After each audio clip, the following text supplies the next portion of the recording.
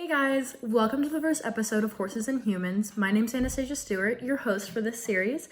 And for our very first episode, I sat down with Tatum Tetro, who is the assistant coach at SCAD Equestrian. I talked to her because I wanted her to explain the overall concept of the equestrian sport and also go into depth in what we do in IHSA, which is the Intercollegiate Horse Show Association, and ANRC, which is the American National Riding Commission. And have her, do you mind? And have her explain just what we really do on a day-to-day basis and how we're judged when we compete. And we also just touched on some topics that we'll be covering later on in this series, but this was just a first episode, kind of getting to know the series, getting to know the sport for those who don't, and I hope you enjoy. Hey. So just to start us off, can you explain the type of equestrian sport that we do here? We fall under a discipline called the hunter-jumper discipline, and more specifically, we compete in the hunter seat equitation ring, and that is where you're being judged on your overall technique, your foundation, kind of like the figure skating of the horse world. There's a lot of controversy, especially with people that are bystanders to the sport that look at it and say, like, that's not a sport. Why do you think people say that? I think honestly, if they are sitting there watching it going, that looks easy, you know what? We've done our job. It's supposed to look easy.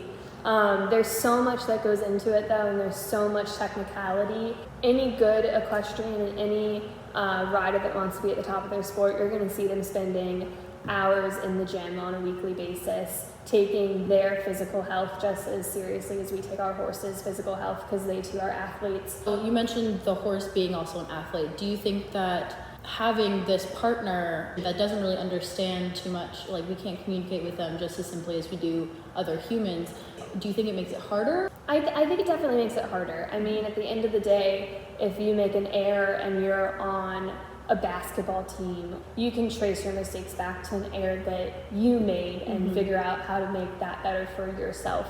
But when you throw another living being in there, you're not only managing your competition anxiety, what about your horse's competition anxiety? You know, you also have to overcome your horse's weaknesses just as much as you have to overcome your own weaknesses.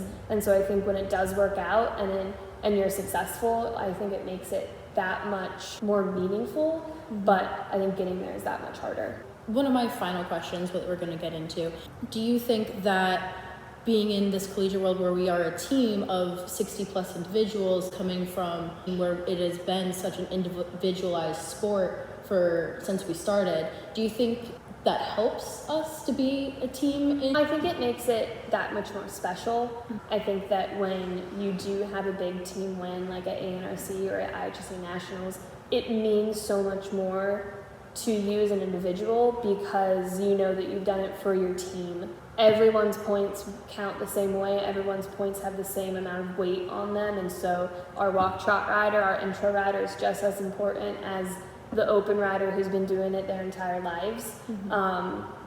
So when you get to see those successes and you get to be a part of those successes for people, I think it really strengthens your bond. I think it's something that's really important, and I think that's why people love the IHSA. You get to create this awesome bond and like this awesome friendship, and the girls that I was on the team with, I mean, they're still some of my best friends.